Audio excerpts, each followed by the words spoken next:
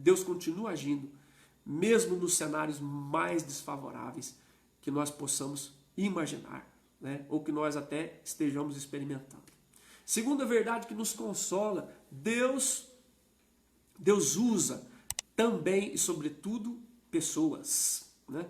Deus usa também e sobretudo pessoas. Essa é uma verdade que consola o nosso coração, porque Deus é o Deus que usa animais, Deus é o Deus que usa elementos da natureza, Deus é o Deus que usa seres angelicais, né? Deus usa circunstâncias, né? Deus usa fatos históricos, Deus usa o que Ele quiser, mas Ele continua usando pessoas. E isso é extraordinário. Ó. O texto diz que a palavra de Deus veio a João, filho de Zacarias, no deserto.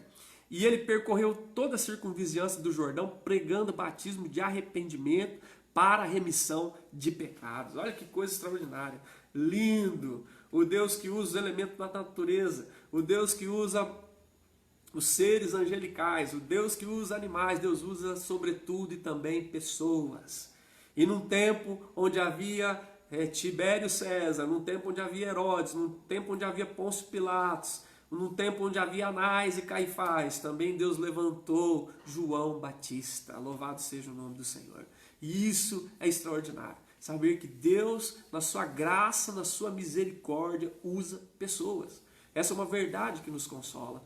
Nos consola porque Deus haverá de usar pessoas para abençoar a minha e a tua vida. Não é?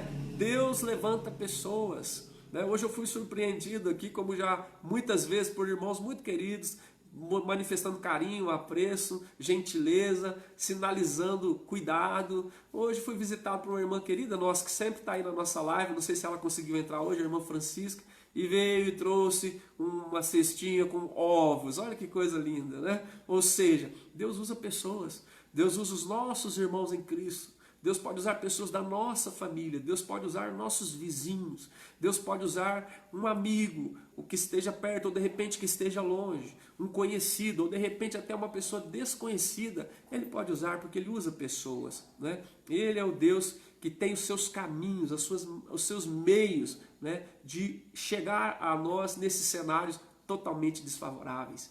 A palavra de Deus dá conta que Ele usou Nabucodonosor, Ele usou o rei Ciro, assim como Ele usou outros que eram servos dele, né? Usou Abraão, usou Sara, né? Usou Davi, usou Esther, usou os pais de João Batista, né? Usou Isabel e Zacarias, usou Maria, usou José. Olha que coisa extraordinária.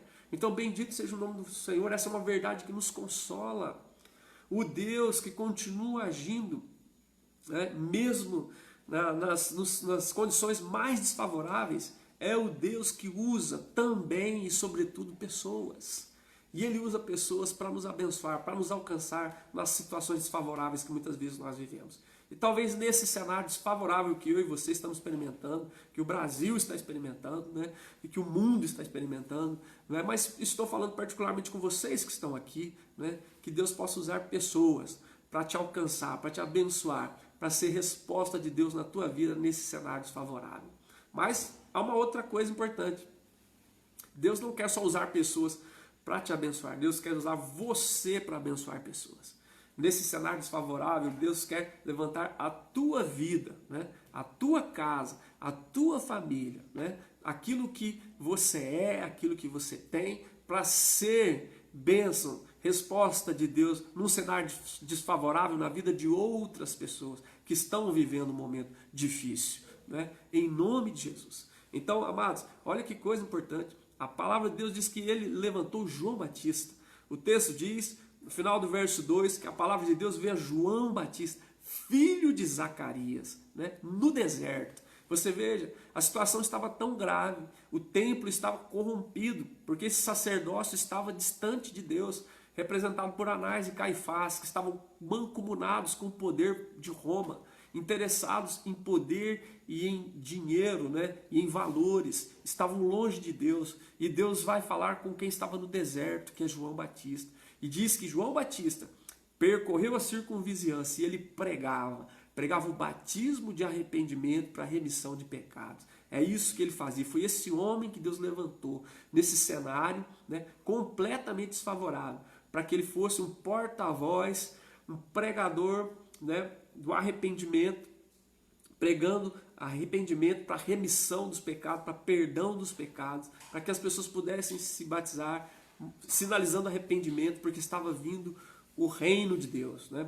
Ele foi o precursor, ele abriu o caminho, ele preparou o caminho para a vinda de Jesus, né? Entrar realizando o seu ministério a partir dali. Então olha que coisa extraordinária. Deus levantou João Batista num cenário marcado por Tibério, num cenário marcado por Pôncio Pilatos, num cenário marcado por Herodes, num cenário marcado por Anás e Caifás. Deus levanta Isabel, Deus levanta Zacarias, Deus levanta Maria, Deus levanta José e Deus levanta João Batista. E nesse cenário de corrupção, de opressão, de crueldade, de violência, de miséria, de luto, de dor, de sofrimento que nós estamos vivendo, Deus está querendo levantar a mim e a você para sermos a boca do Senhor, chamando as pessoas para o arrependimento. Sim, chamando as pessoas para o arrependimento, chamando as pessoas para encontrar salvação, encontrar consolo, encontrar graça no Messias. João Batista diz, eu não sou o Messias, mas ele apontava, eis o Cordeiro de Deus que tira o pecado do mundo. E tudo que as pessoas estão precisando hoje, paz, graça, consolo, esperança, misericórdia, salvação, tem um nome, e o nome é Jesus. E nós somos como João Batista. Nós apontamos e dizemos, eis o Cordeiro de Deus, eis a paz de Deus, eis a graça, eis a misericórdia de Deus, eis o amor, eis a esperança de Deus, que não está em mim, não está em você, mas está em Jesus. Está em Jesus. Nós apontamos para Ele, como João Batista fez lá no deserto. Bendito seja o nome do Senhor. Então, são verdades que nos consolam, verdades que nos consolam. Segundo o evangelista Lucas, inspirado pelo Espírito Santo, registrou. Deus continua agindo mesmo nos cenários, né, mesmo nas condições mais desfavoráveis. Bendito seja o nome do Senhor. E Deus usa também e sobretudo pessoas. Vai usar pessoas para nos abençoar. E sobretudo quer usar a mim e a você para abençoar muitas vidas, para a honra e glória do Senhor nesse cenário, em nome de Jesus. Aleluia! Aleluia! E uma terceira verdade que eu queria compartilhar com vocês. Deus zela pela sua palavra para cumpri-la. Olha que coisa, verdade que nos consola. Deus zela pela sua palavra para cumpri-la. O versículo 4 em diante diz, conforme está escrito no livro das palavras do profeta Isaías. É o cumprimento da palavra do Senhor. Essa palavra vindo ao deserto, essa palavra alcançando o coração de João Batista, tudo era cumprimento da palavra do Senhor. Deus vela pela sua palavra para cumpri-la. O texto diz, verso 4 ao 6, que vós do que clama no deserto, preparai o caminho do Senhor, endireitai as suas veredas, né? Todo vale será aterrado, os vales vão receber terra e vão nivelar os vales, tá certo? Serão aterrados, endireitadas as veredas que estiverem tortas, né? Nivelados os montes e os outeiros, ou seja, vai haver um nivelamento completo daquilo que estava com buraco, daquilo que estava sobressaltado, daquilo que estava torto, tudo será endireitado, e os caminhos escabrosos serão aplanados. Percebe a figura de linguagem que está sendo usada? Buracos, vão sumir os buracos, vão subir os desníveis, as tortuosidades vão ser endireitadas, aquilo que estava ruim vai ser aplanado, tudo vai ser endireitado. Por quê? Toda carne verá a salvação de Deus. Que era a salvação de Deus? Jesus. Aquele que João Batista veio para anunciar, aquele que veio antes de João Batista, aquele que João Batista diz, eu não sou digno de desatar a correia da sandália, ele já existia antes de mim. Aquele que João Batista diz, importa que ele cresça e que eu diminua. Entende? Era isso, era a respeito de Jesus, ele vindo e atuando nas vidas e fazendo com que esses caminhos se endireitassem, né? Tudo se nivelasse. Não no sentido exterior, não no sentido do governo, mas no sentido dos corações, daqueles que se renderam ao Senhor e passaram a fazer parte do reino de Deus e passaram a ser proclamador do reino de Deus. Então observa que verdade que consola a gente. Deus vela, Deus vigia pela sua palavra para cumpri-la.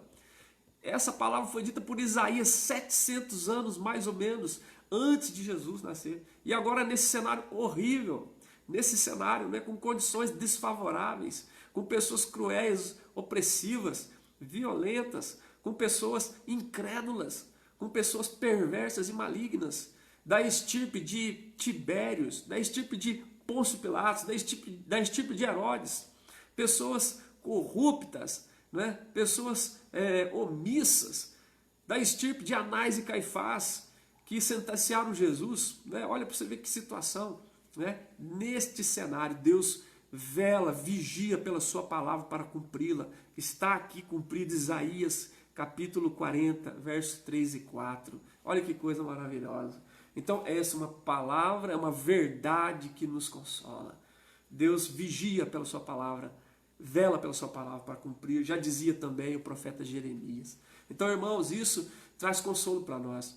Independente do cenário, independente das situações, circunstâncias ou pessoas ou personagens que são a representação da opressão, né, da crueldade, da violência, da omissão, da decadência, não importa. Deus vela pela sua palavra para cumpri-la. Bendito seja o nome do Senhor. Isso nos traz consolo, sabendo que Deus não é homem para que minta, nem filho do homem para que se arrependa. E aquilo que a sua palavra veio para nós como um imperativo, né? Ou como uma afirmação de Deus, ela vai se cumprir, né? É a palavra de Deus. Então nós glorificamos a Deus por isso. Que bonito ver, né? Depois de tanto tempo, né? Se cumprindo na vida de João Batista, né? Na vida de Isabel, na vida de Zacarias, aquilo que Isaías tinha profetizado 700 anos antes de Jesus nascer. Louvado seja o nome do Senhor. E a palavra é a voz do que clama no deserto.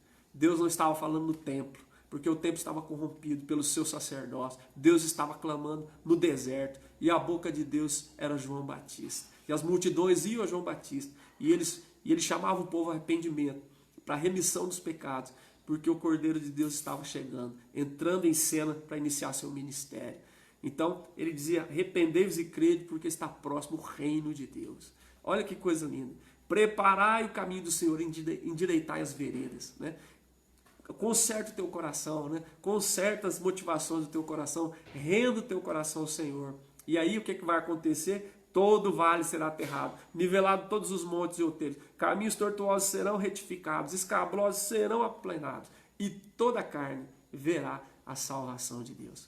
Que nós temos a alegria de ver a salvação de Deus varrendo esse cenário, né, de condições desfavoráveis, entrando na casa de pessoas, pessoas se convertendo, pessoas se reconciliando com Deus, pessoas ganhando ânimo, pessoas ganhando esperança, né? Pessoas tendo uma experiência viva com Deus vivo que se revelou na pessoa do seu Filho Jesus. Queridos, eu queria deixar com vocês essa noite estas verdades que nos consolam em nome de Jesus. Quais são elas? Repetindo para a gente fechar. Primeiro, Deus continua agindo, mesmo nas condições mais desfavoráveis. Deus usa também, sobretudo, pessoas. E Deus vela, vigia pela sua palavra para cumpri-la. Louvado seja o nome do Senhor. Diante de um cenário de tantas verdades que entristecem, que desanimam, que deprimem, que trazem desesperança, nós nos apegamos às verdades que consolam, às verdades que estão baseadas no Evangelho, na palavra de Deus, nos princípios do eterno. É nestas verdades que nós nos apegamos, sem ignorar aquelas, sem negar, ignorar, demonizar ou espiritualizar aquelas. A estas nós nos apegamos, porque são verdades que consolam, são verdades de Deus, são verdades do Evangelho, são verdades que apontam para Jesus, o autor e consumador da nossa fé. Bendito seja o nome do Senhor. Aleluia!